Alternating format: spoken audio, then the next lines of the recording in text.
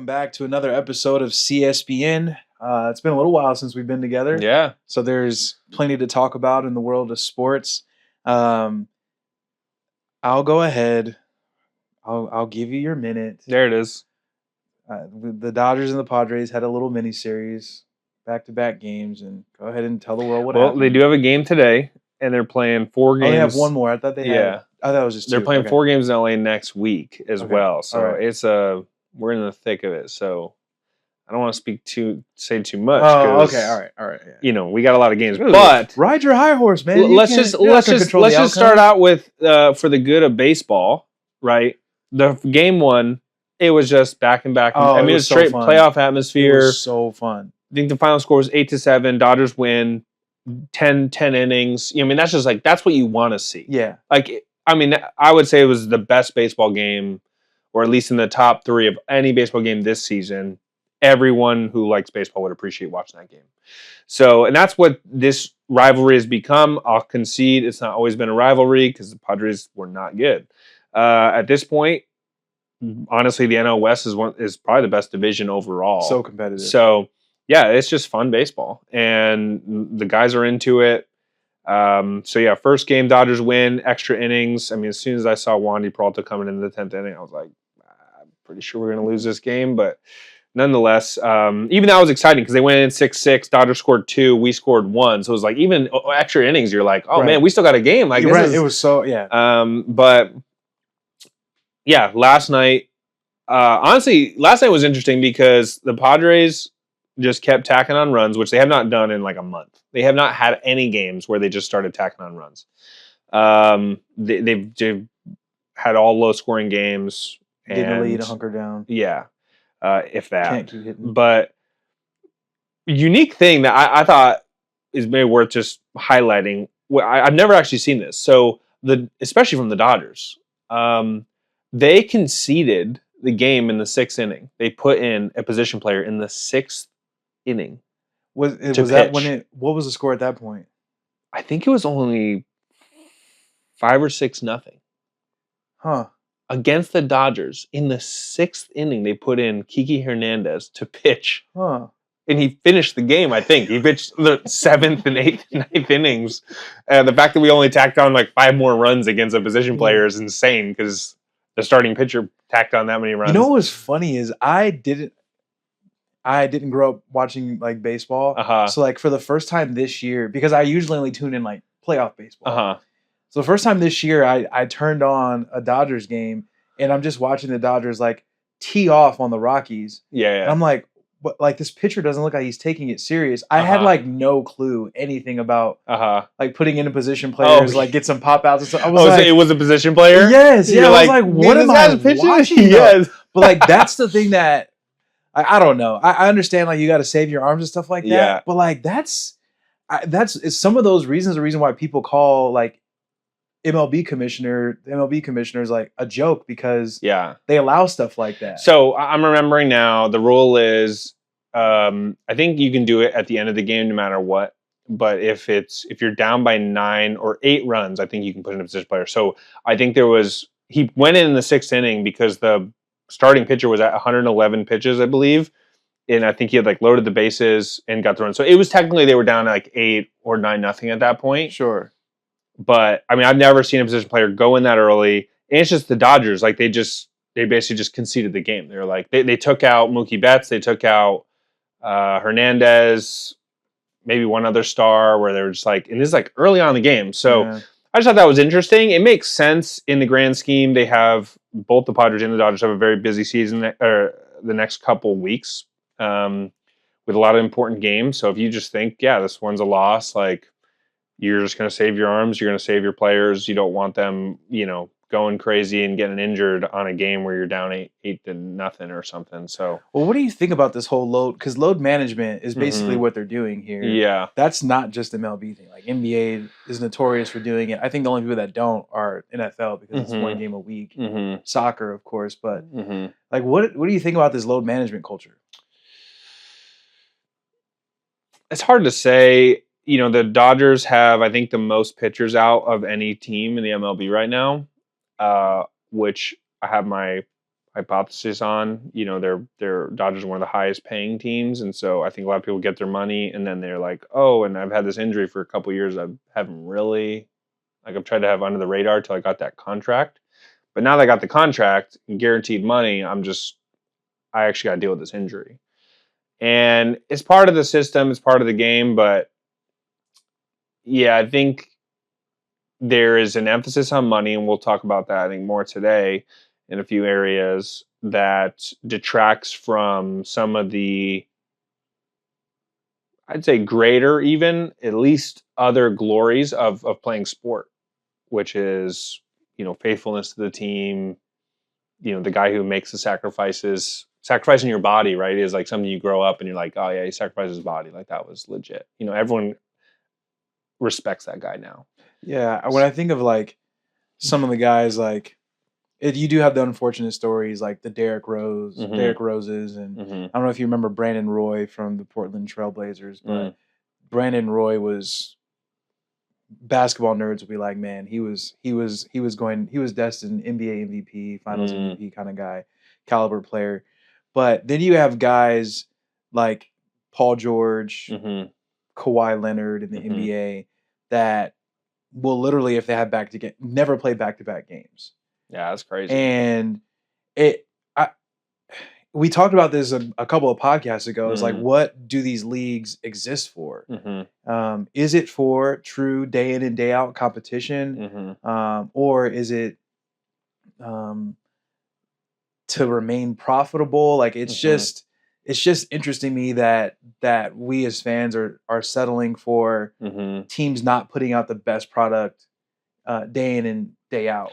Yeah, I mean, people, it's become a thing I've seen the last couple of years in particular, where people are traveling far and wide, even internationally, to see a certain player, and they don't play that game, and it's like, yeah, if that's a one-off, then that's a one-off. Like that's Providence. But if it's like, well, they're not playing back-to-back games on a regular basis, then yeah, I mean, the ticket prices are wild at this point, and it's, yeah, you're kind of in a rock and a hard place because there isn't a lot of other competition.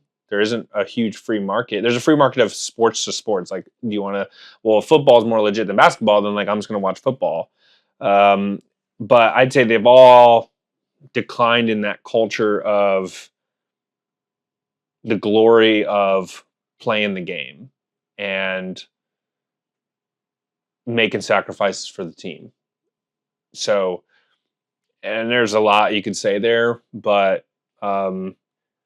just kind of getting yours monetarily and is become the thing. And yeah, it's unfortunate. It's not good for anything. It takes time for that to really show its true fruits. That's like a year's thing to like, oh, this league is really like in the last decade fallen off because the average player is no longer about the team, about delivering for the fans. They've gotten their money and they're doing their thing.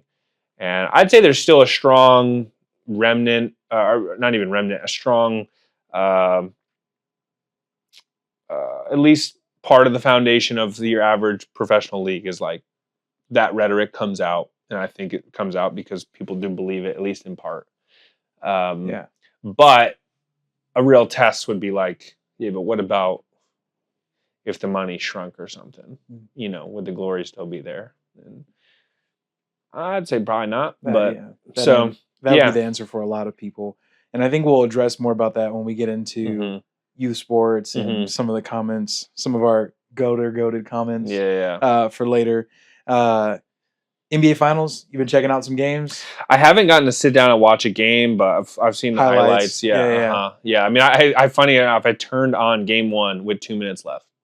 So I was that was the best. Yeah, that's the best part. It was like 2 of the best minutes of basketball probably all year. So I literally turned it on. OKC's up, I don't know, 10.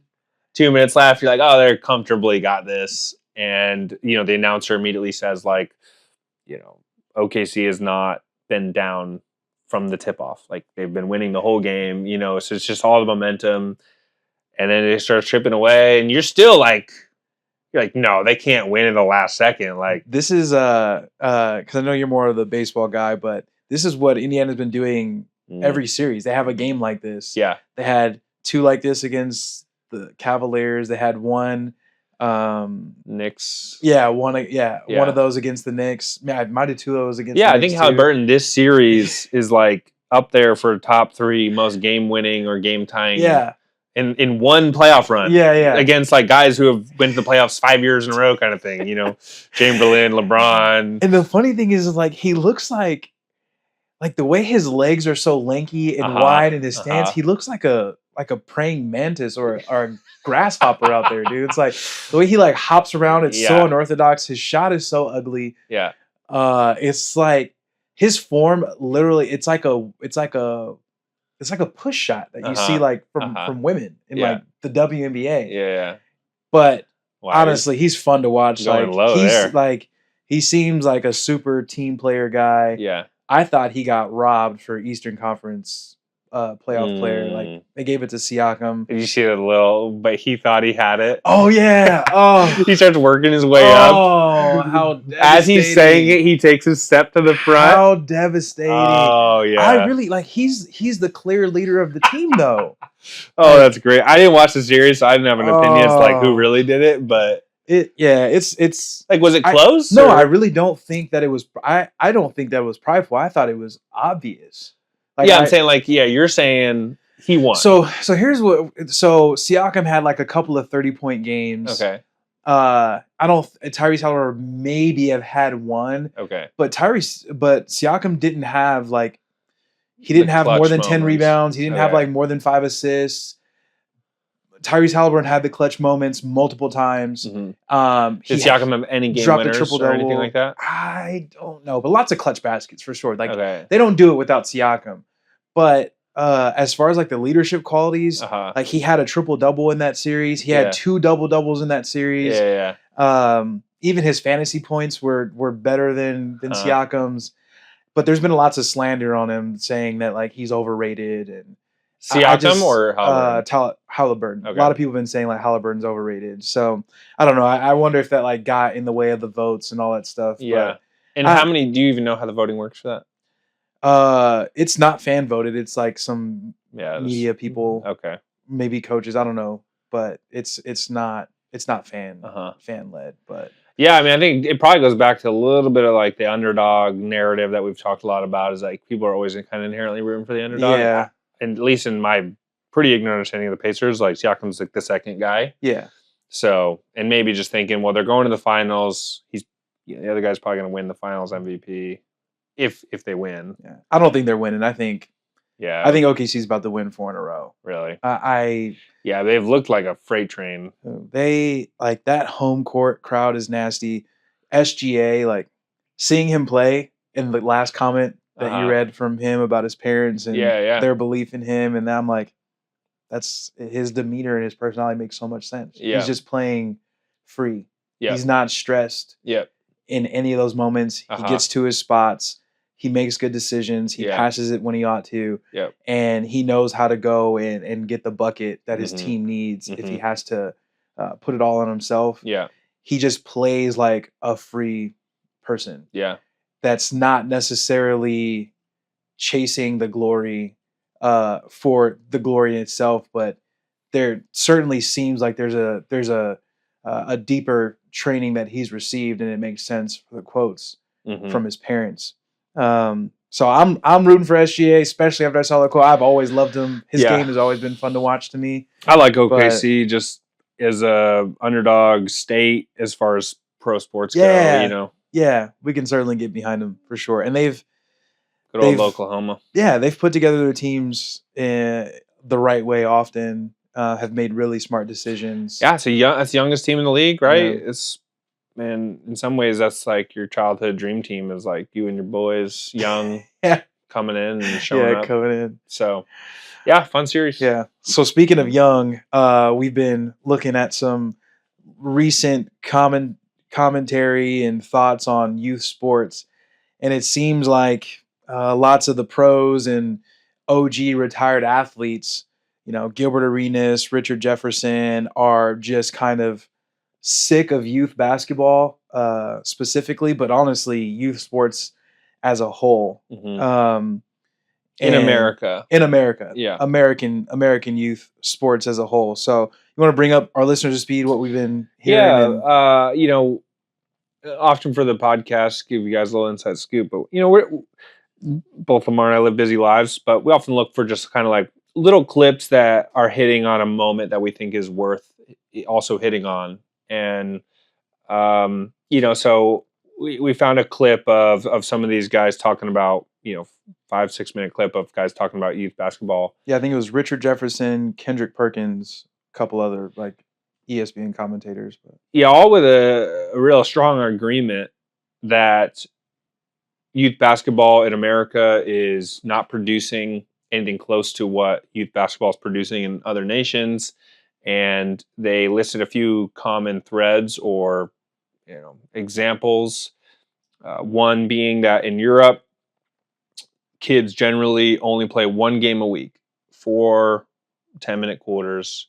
They just play one game a week, and they practice, at least the kids who are legitimately trying to make a career of this. Like in the academies kind of situation. Yeah. They practice twice a day. They say every day. And one game. And that leads to this build up to the game naturally where you're giving it everything you've got. And there's, if anything, perhaps maybe too much pressure there, but you're also just, the game is inherently more enjoyable. So, you're likely having more fun, even though there's a lot of pressure now because you're not getting a ton of game minutes, but you're still like the game's what you're playing for. So it's more fun. Absolutely. And how many different pressured, and that's good for them growing up because how many different under pressure situations do we have to make on a weekly basis through conversations, through deadlines on a project. These kids ought to know what it's like to say, like, there's just this moment and I lose. Yep. But when we look at the grand scheme of it, it's just a basketball game. Yeah, and that's where I think in America, their point seemed to be that America's watering it down with AAU. You'll play 5 games on a Saturday, and you'll play games, at the end of every practice, you play a game for 30 minutes. And games on Sundays too, but that's a whole other... Yeah, and that's why God's not blessing it. But Amen. Nonetheless... a couple other examples they gave were all with the same common thread, which we'll get to here in a minute, was shooting threes. They said, kids every kid out there in the playground just wants to shoot threes, but they're not strong enough in their youth. So they gain this terrible form to try and lob this ball up there. They're watching the WNBA. That's the problem with American sports. Goodness, it's a layup of a problem solution. I looked up every once in a while for the podcast. I'm like, go on ESPN. Let's look at the news. I'm like, every other post a WNBA post. Yeah. Like, you guys are shoving this down really our throat. Really trying to push the narrative. And most of it's just dealing with like drama between Caitlin Clark and Angel Reese. It's just not basketball highlights because no one cares about a girl making a layup. It's like it's the hideous basketball you could watch is watching like female basketball highlights. But back to the podcast segment that they were talking about, terrible form, but kids just want to shoot threes. That's all they want to shoot. And the one guy was saying how like he didn't let his kid shoot threes till he was 10. Or if he wanted to shoot threes on a rare occasion, he would give him a smaller ball so he can maintain his form. And he's just trying to teach him the fundamentals and the discipline of delayed gratification, doing things the right way. And I tell you, that is really the common theme. They gave a couple other examples, but in their mind, Europe, even China, some of these other countries are doing it the right way, focused on what they deem to be rightly the fundamentals. Exactly. And forcing the character of these children to grow, obviously to low bar virtues overall, because we're just talking about like performing in a sport. But nonetheless, more than the Americans calling them to perform in, because America is just like, get your glory of a 3-pointer, one more point than a 2-pointer, and get your glory of just racking up games. And, they were saying now in America, it's common, like amongst those crowds in the AAU to be like, yeah, our team went, 41 and 9 last year and they're boasting in it. And it's like, Yeah, but are your kids actually better? Mm-hmm. You know, would they have been better just practicing during that AAU season for 2-3 hours every day instead of playing 50 games? Would they have been better playing one game a week? So let's say it was a 10-week summer AAU thing, and they played 10 to 12 games, and they practiced every day. Like, would they be better athletes at the end of the summer? Yeah, it's because we're trying to treat little kids like they're experts. Yeah. That doesn't make any sense. We wouldn't do that in any other realm or career. Like, think about many people who have like real estate jobs. You're gonna start having your 8-year-old like lead the open houses and like close deals for you. Yeah, it's ridiculous. There's so much more to learn from. I think it's everyone just wants the immediate gratification. They want the glory right away. The parents, they don't want to go watch practice. They want to watch games. And the kids, they don't want to practice. They want games. Yeah.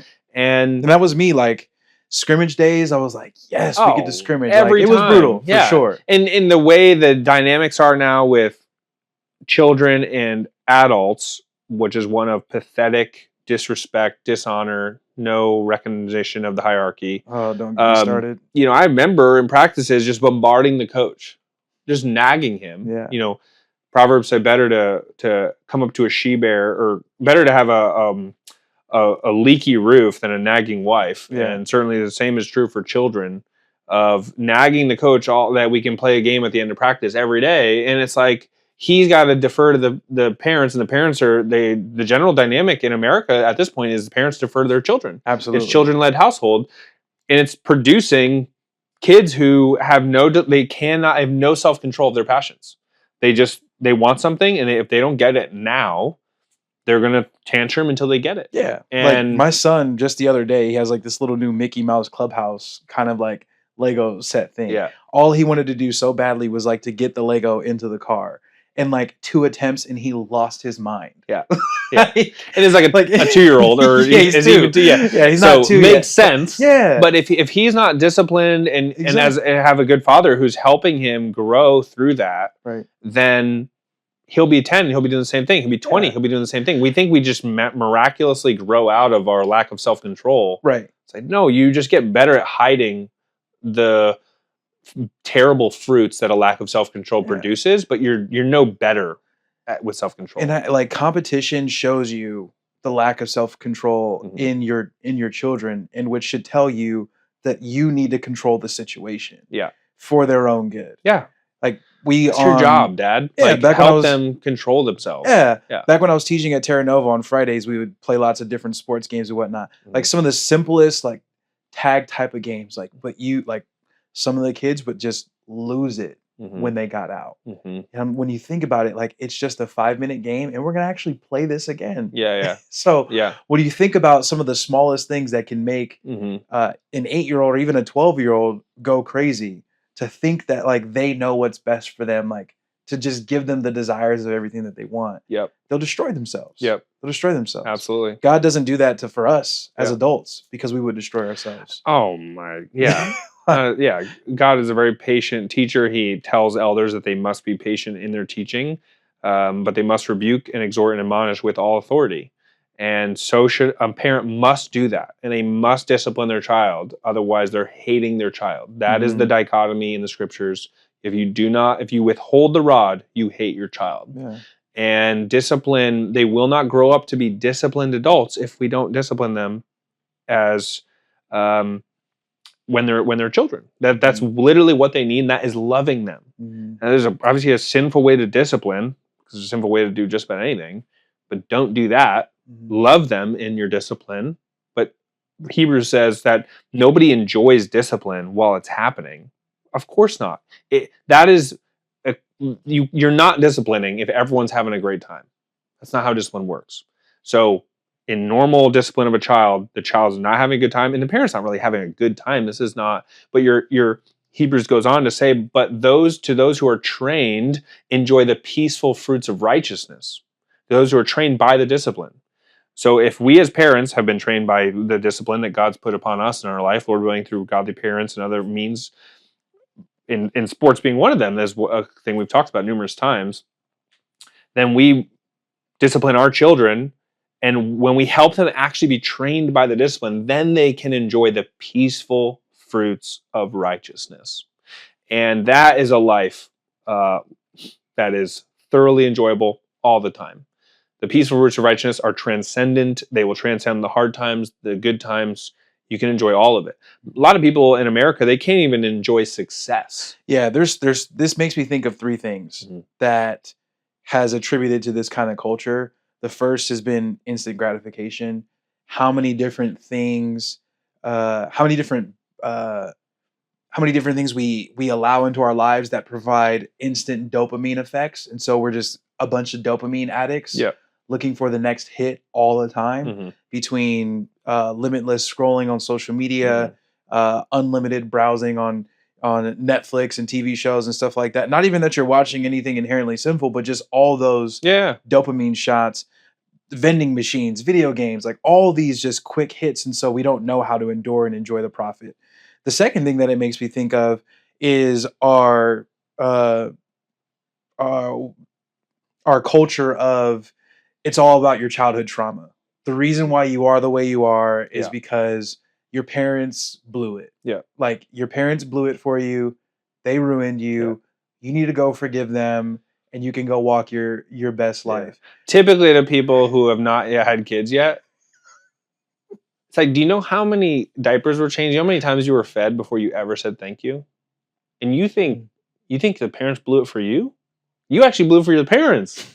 They're still loving you probably in tangible ways, and you over here are like blaming them for everything in your life, and you owe them so much gratitude, so much, even if they were not great parents. I'm talking about the parents who honestly weren't that great. Sure. But like, if you are a living adult who was fed, protected, like, sure, there are exceptions that are bad. Parents made very sinful decisions and brought actual sexual abuse, physical abuse into it. But like, let's remove those for a second and talk about, let's say, the 75%, which I think is pretty conservative. Absolutely. Number. That even if someone experienced that, it's often not necessarily due to the parent. I mean, maybe the parent let them go to a sleepover they shouldn't have gone to. But let's talk about just ordinary household, your average day. You have many, many days in your parents' household. Normal day, and I mean, we're pinning on parents, like the fact that they didn't say I love you enough. And it's like, yeah, but do you know how tangible, do you know how much love it took to go to work every day and not get a meal, hustle and provide for you, often with while the child's being rebellious, and you're still you're tucking them in, you're waking them up, you're making sure they get to their everything on time.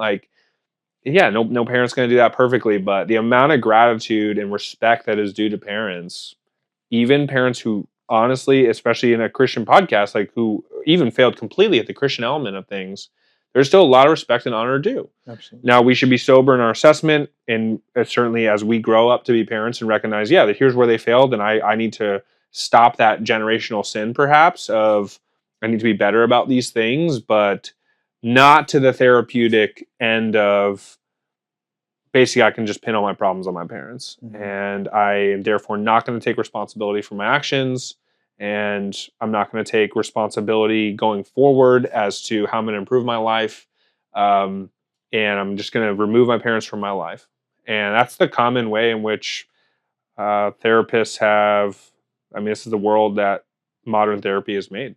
I hear this all the time. There's so much unrealized trauma that we all have from our childhood. Let me just... You're living a normal life, but there's trauma in you, boy. And I will dig it out so you live a miserable life from this point on. It's just... It's so cringy. It's so cringy. And for the people that have legitimately experienced real legitimate trauma, it's just disrespectful to be labeling that every single person on the planet has trauma they need to deal with. Especially in the year of our Lord 2025. King Solomon in all his splendor did not have, he couldn't turn a knob for hot water. That wasn't a thing. We have softball players, women softball players signing $1 million NIL deals, and you're trying to tell me that everyone has like there's enough money going around to where pitchers on a college softball team are getting $1 million deals. That's the world we live in. That's the world we live in. And there's softball players on there saying they're like thoroughly oppressed. What? Do you know what oppression is? It's packed with trauma, though. Oh my! Packed with trauma. Oh my! It's disgusting. It really is. But the third thing that I was gonna say is like it's our education. It's the parents' lack of responsibility over the education of their children, and just deferring it over to a magistrate that's not equipped nor meant to do that job. Yep. And so it trains everyone to look the same, act the same, behave the same. Yep. Believe the same. Pull up a quote. It's so funny because, teaching at the school, I would have students come in that previously came from public schools. And you can tell the difference between their papers and everyone else's. The kids that came from the public schools, they looked the exact same. All their papers were the exact same. Zero creative expression, all structured the same way.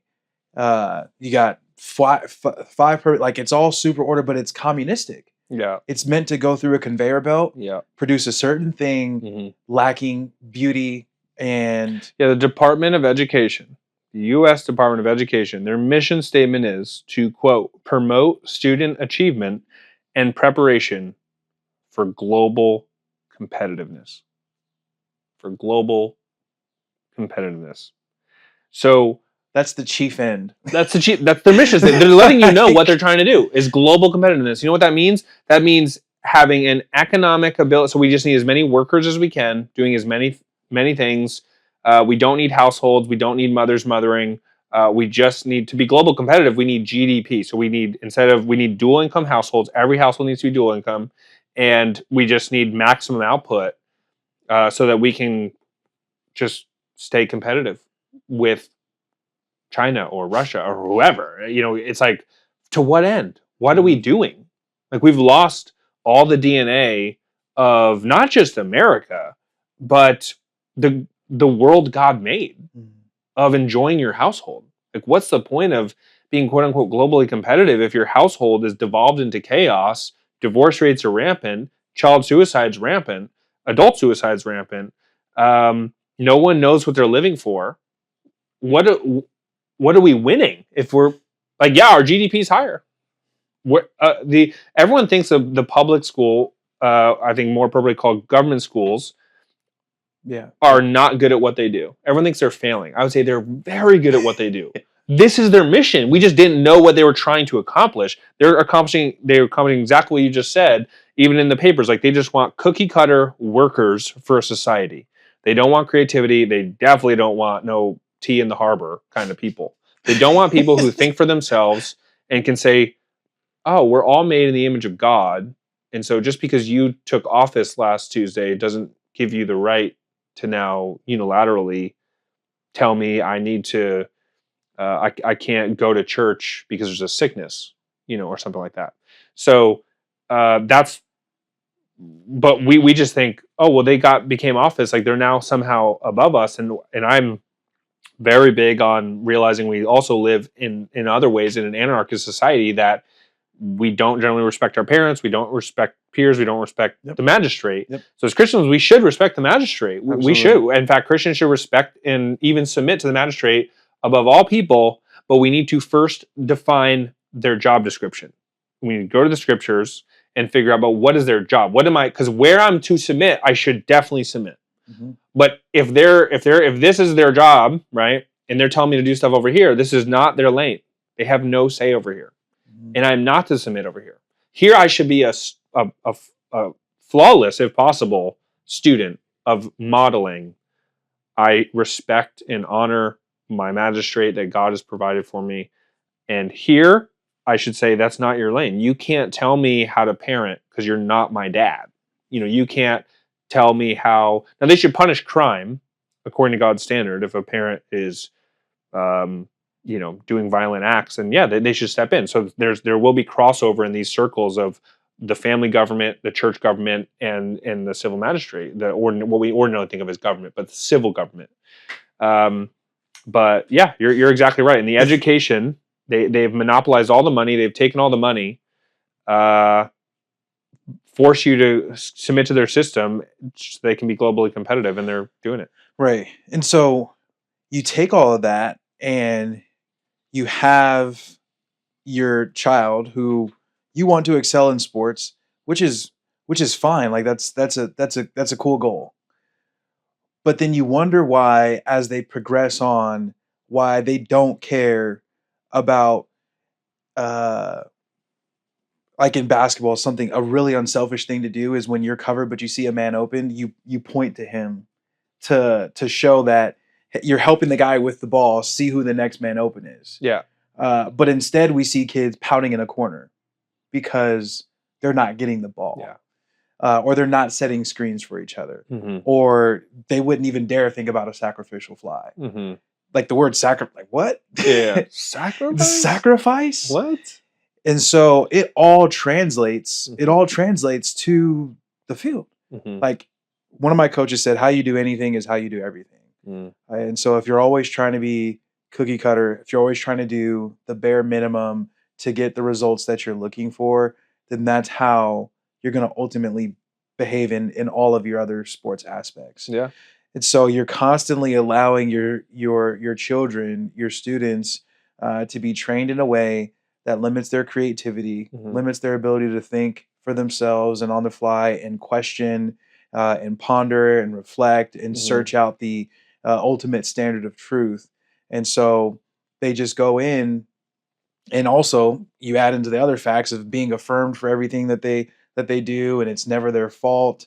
They've had instant gratification, and all of a sudden you have this product of your child who only cares about how many points they score, yeah, or what their stat line is, mm-hmm. But not how they supported their teammates, how well they obeyed what their coach said and gave them. Yeah, the thing that used to bother me all the time in college athletics were the players who thought they knew better than the coaches. Mm-hmm. And maybe they did, but that's not their job and that's not their role. Mm-hmm. And so if you constantly are doing what the coach doesn't tell you to do, it won't work anyway. Right, it's not going to work anyway. Yeah. Because none of us are on the same page. Mm-hmm. But I always know it was the kid that also had the trash grades. It was the kid that was always partying. Mm-hmm. Because it just shows the ultimate character thing of like all his life he's been instant gratified. He's been affirmed for everything. It's never been his fault. Yeah, and he's been raised in this cookie cutter environment. Yeah, and in the few times we've talked about this, that he was caught doing something that's not the real him. Like, listen.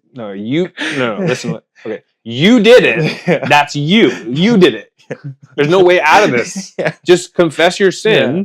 And he who's faithful and just will cleanse us of all our sins. Absolutely. And righteousness. Absolutely. So, I mean, we've created a mess, and I think, sports podcast, but one pastoral moment of just like parents, if you're listening to this, or even children, when you're considering education, I want you to not even factor in sports into the decision, and then assess educations as they stand outside of that. Now, sports are a blessing. We're doing a sports podcast because we believe they're a blessing.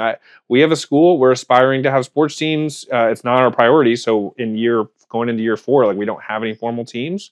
Young school. We're on a church campus. We don't take outside money, so we don't have all the resources.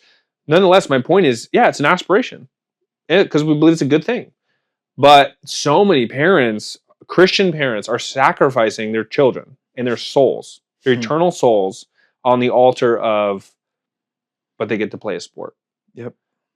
That is a godless, dark, hellish exchange. Using their formative years to forsake the Sabbath, in which they could be formed by the fellowship of believers, the discipline of worshiping their God weekly, confessing sins, and being sitting under solid teaching on Sunday. They're sacrificing that to go kick a ball into the net. Yeah. It's crazy. And I mean, the numbers of for maybe a scholarship to go to a godless university exactly. Where their soul's going to be all the more destroyed. So you're like, you guys are hook, line, and sinker. The average American Christian household is hook, line, and sinker into a completely deception-founded ideology of education and the Christian household. And I, as a pastor, like pastors are one of the foremost people at fault for this because we are to teach, rebuke, exhort, and admonish with all authority. And pastors, as we haven't done that, then the Christian families under our teaching don't know how to live. And if we're not willing in a public setting and in a private setting to administer the word of God, which will involve rebuke, then we're failing our people. And when we see a family who is spending, they're like, oh, this summer we got about AAU on Sundays. If you're a pastor and you have that in your church and you did not say something to the family, helping them see, you are de facto helping your child create an idol of a sport. And you're saying it is more important to go kick a ball into a net or throw a ball into a net than to worship God, your creator, with God's people and receive all the glories therein of teaching and fellowship, discipleship. Then you're saying, no, they're going to get discipled and they're going to worship every Sunday. They're just worshiping false gods. And that's the world God made. He made us to be worshipers. We are first and foremost creatures of desire because we're to desire the Lord our God. Recognize that at his right hand are pleasures forevermore. God's a God of desire. He says, at my right hand are pleasures forevermore. He wants us to just desire the right things. Absolutely. And we know the Lord Jesus Christ sits at his right hand. He is to be the prize of our life. He's the pearl of great worth. We sell everything else for. Sell your sports. Sell it all for Christ. Yeah. And you can have both. God is not holding out on us. Yeah. He loves anything that will help you be trained in the peaceful pursuit of righteousness. I think sports are a fundamental blessing from God to that end. But if you can make an idol of marriage and children, and certainly sports are still at this point, the average person has made an idol of them. I'm really praying we go back to those days because it wasn't uncommon for us to, back when I was in high school, like our coach would read scripture to us and pray on Fridays before our games. Yeah, that was a part normal. Of it. Yeah, and so I'm praying that we can take youth sports back into the realm of we don't do anything with Sundays. We have our games once a week, and we really dedicate ourselves to diligent practice. Yeah, sports are a gift to be enjoyed. They're not the end all be all. Absolutely. Most of these children, we have discipled them to put all their identity in the sport, and that's why they're having existential crises at 22 years old when they didn't make the team, they didn't get drafted, whatever it is, and at that point they just think their life's a failure. Even though their whole life's still in front of them, they can still be very productive fathers, husbands, workers in any field that God has gifted them with the ability and creativity to explore. Go serve other people, whether you're serving with having a flooring company or being a plumber. It's just serving other people. If you can't take delight in that, then you're going to live a miserable life. But it's usually through the government education and the parents, as you noted, failing to take that responsibility seriously. Yeah. And this is why when we go into our next statement about the NCAA payouts, why these same parents that we are rebuking are terrified of what I think is actually more just than what it has been, and I think it's even still not what it should be. So the NCAA was just there was an NCAA lawsuit. You can read more about that later, but there's a lawsuit settlement. Eventually, the results of that is that each college team is now able to directly pay their players up to a limit. But before I share that limit, many people are saying they're so concerned about getting rid of amateurism because now these college athletes are getting paid. Or people will say, I'm just so worried about what these kids are going to do with the money.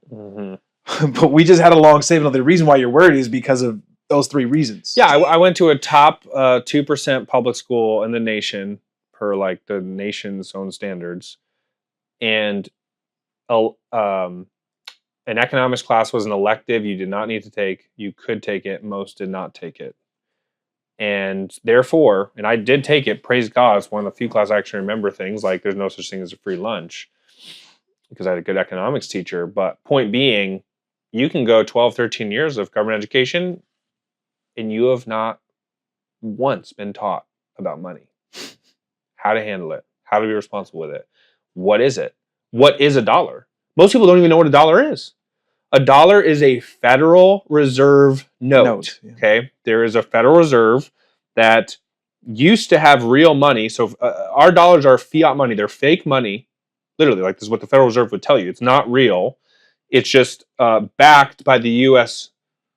Government, which is what gives it its credibility, which is why we use it. And that's its own topic. But point being, like most people don't even know what a dollar is. They're graduating. They've had over 15,000 hours of education. They have no idea how to handle money. And so, then they get these contracts with, a school's going to pay them and the parents are worried. It's like, because you didn't train them how to handle money. Every parent should be like rejoicing. Money is a blessing.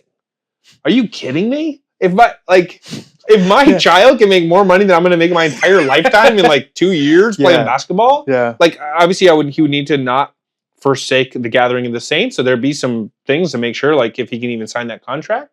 But if he's a star athlete, like great. Like I mean, it's not my dream aspiration for him to be a pro or anything, but like money is a blessing. So like I'm not, Lord willing, I'm training my child well enough to where they can handle that blessing. Absolutely. And if it lasts a year, if it lasts 5 years, if it lasts 20 years, like great. Again, they have to maintain fundamental Christian living. So I don't know if they could approve or sign any. A lot of contracts they couldn't sign. They would need to say, I'm not going to be able, I'm not going to stand for certain things you might call me to stand for. I'm going to need to worship with the gathering of the saints. Sure. Weekly, there'll be a couple things, but overall, like, again, there's no problem with sports inherently. Yeah. And I wouldn't be afraid of that at all.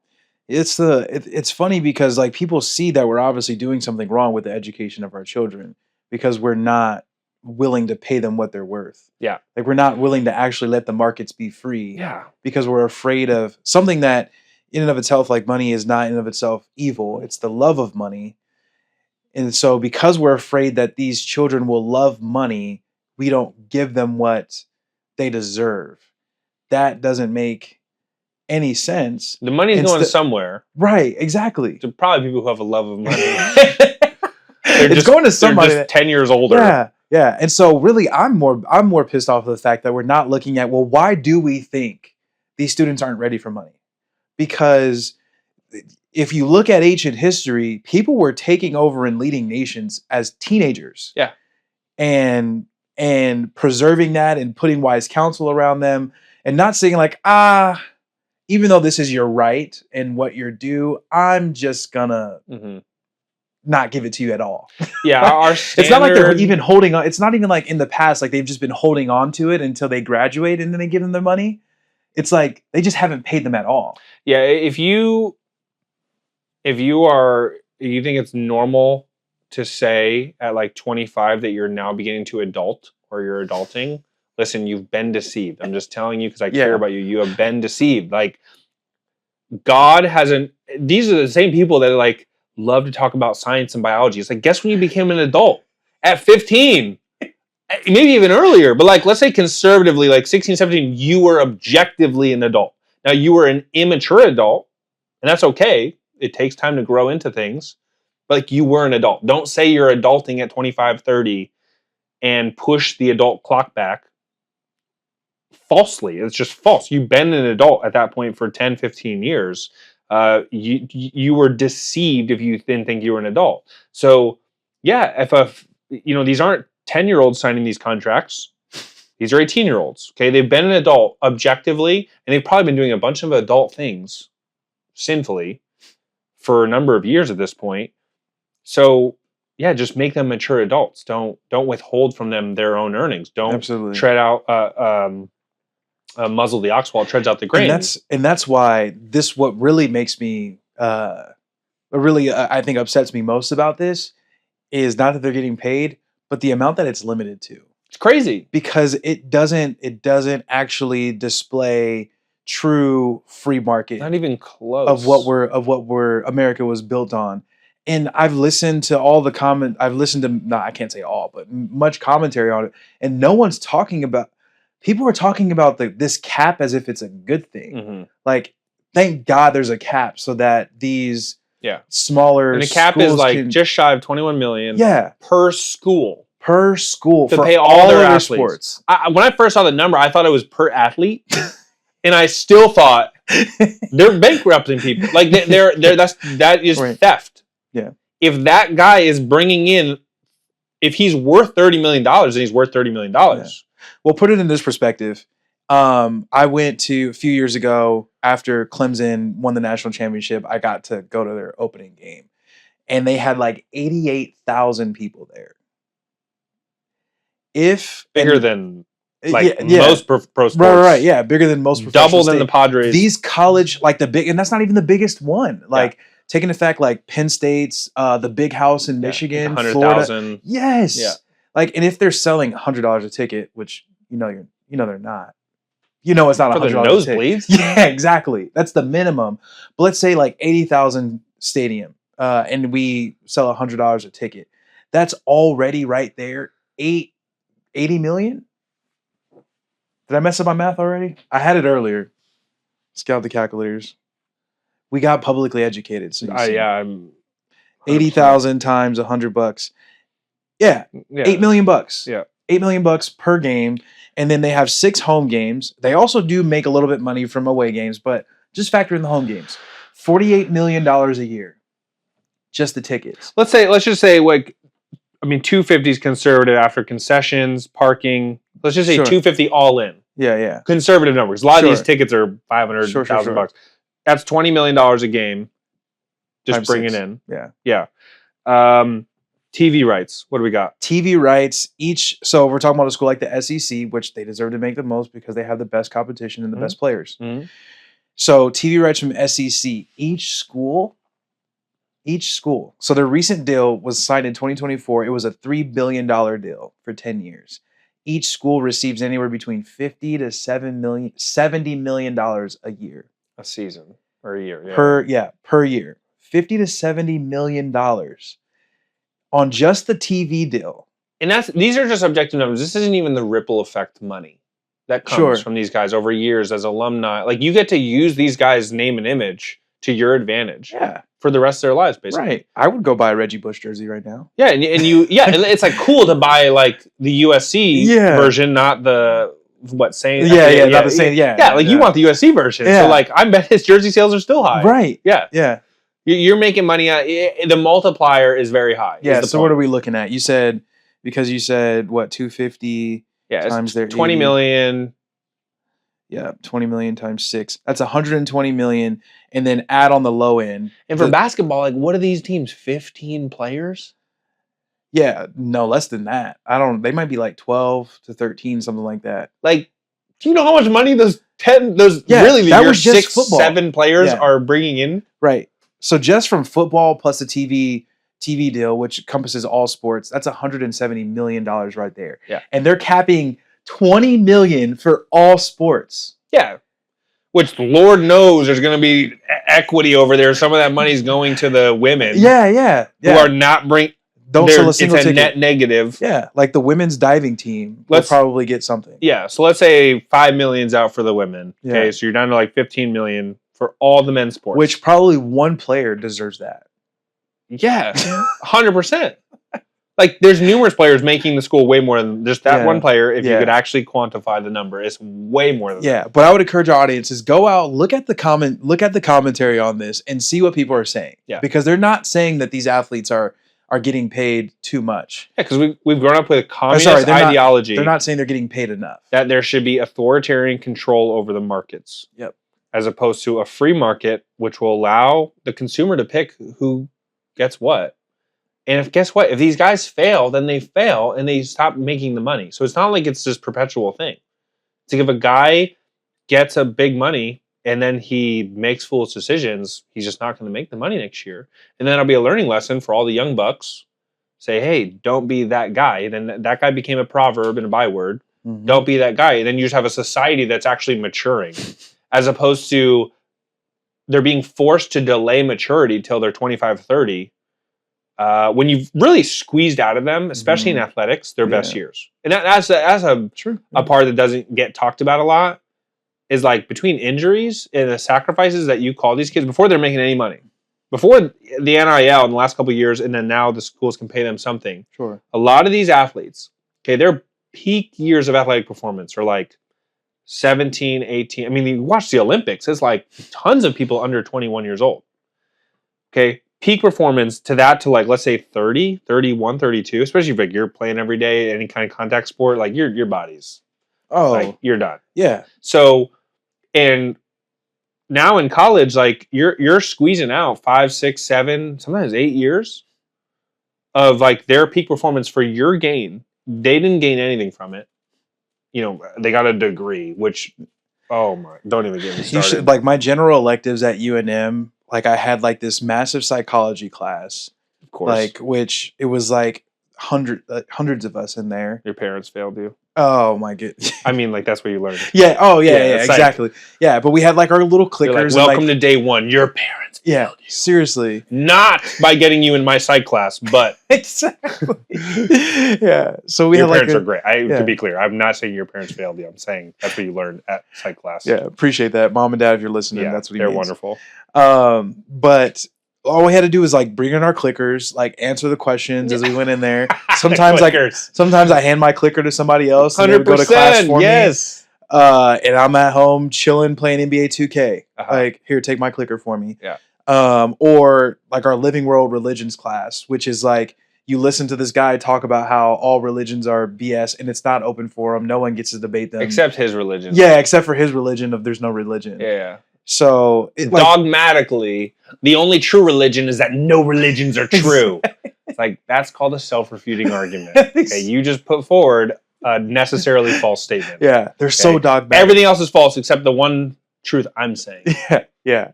Okay. So, but that's what I got. And then I had, I'm pretty sure my scholarship check, like after they took, because like they say like this is what you're going to get, but then they have to pay for the school out of what you're going to get.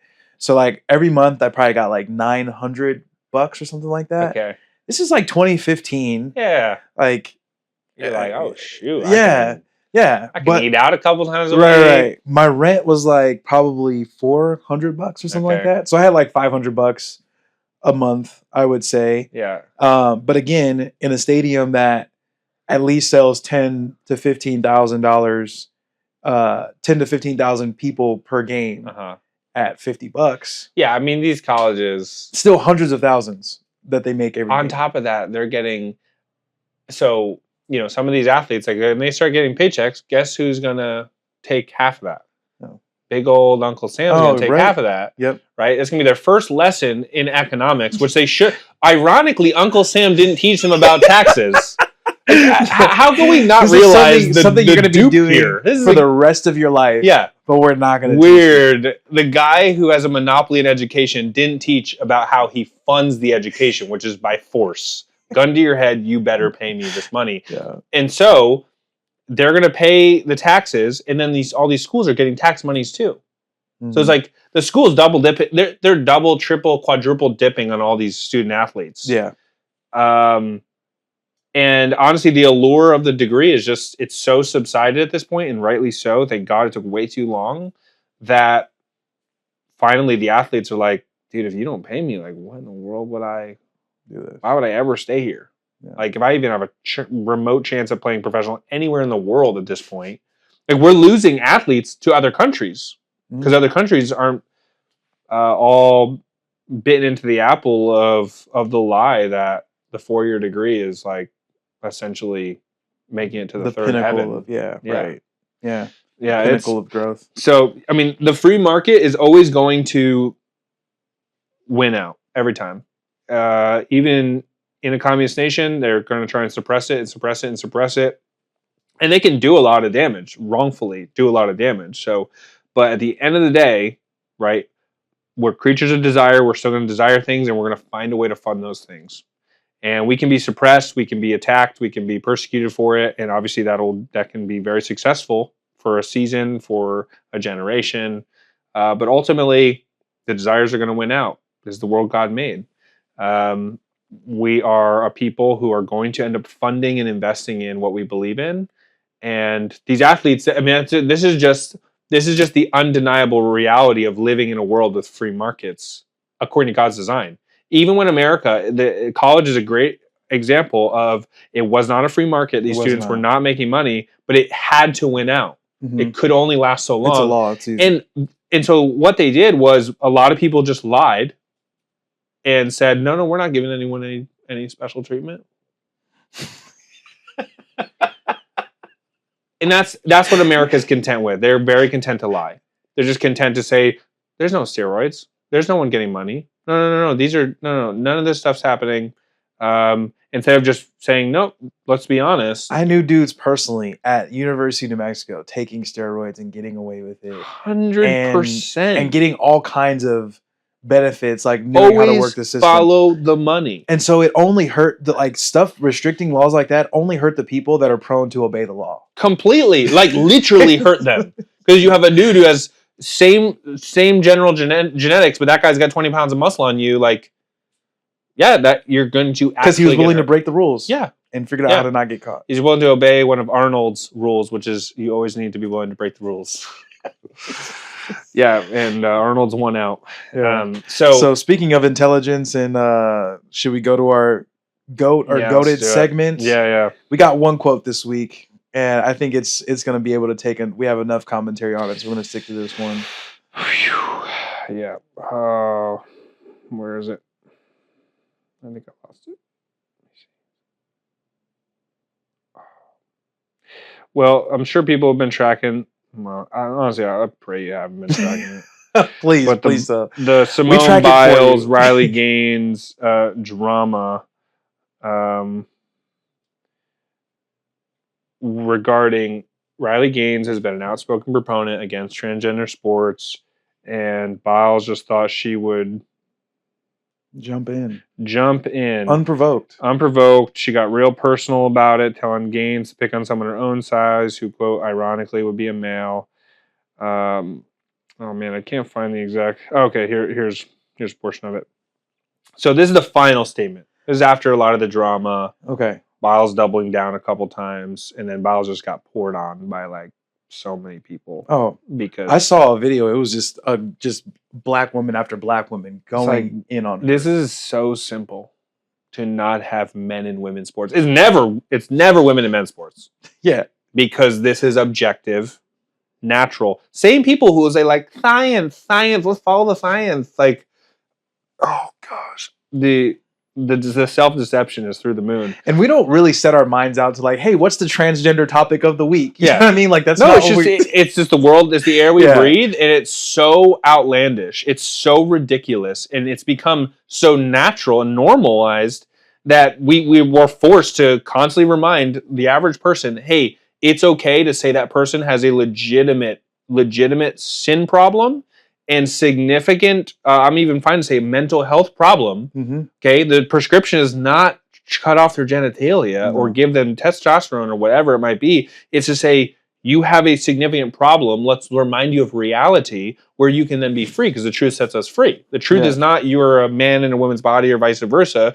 The truth is you're a man in a man's body, and let me teach you on the glories of masculinity, and then you'll enjoy your life, or the glories of femininity. But we don't do that. She said, this is her last statement thus far.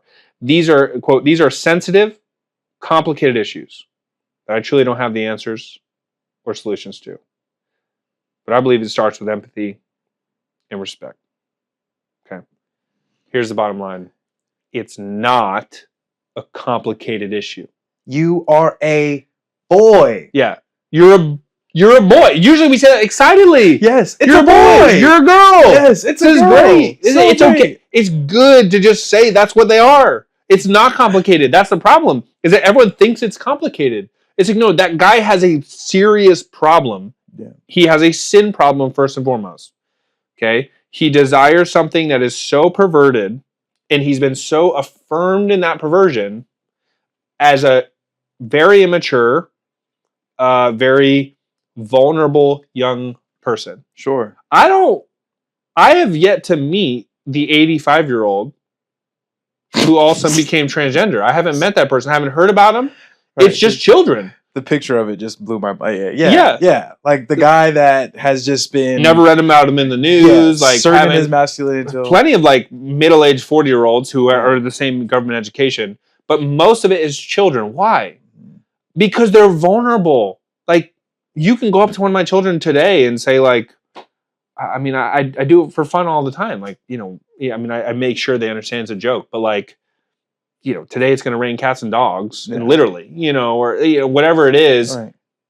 And there's a glorious childlike faith that is, when stewarded well, is meant to produce good fruits, right? And so when you affirm them in falsehood, like they're going to believe it. Yeah. And that's the problem we live in. Biles is a gymnast, and we've talked about this theme of people going to athletes as if they're wise because they're good at a certain sport. Like Biles is, she's, as far as I understand, the best female gymnast of all time. Yeah. But that's what she's the best female gymnast. She's not a good spokesperson.